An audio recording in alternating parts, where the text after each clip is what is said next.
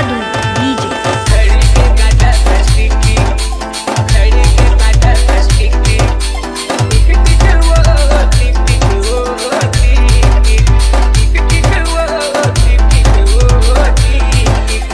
और के liner lipstick पैचू में तक कैसे चटकी, और के लाइनर लिपस्टिक पैचू में तक कैसे चटकी।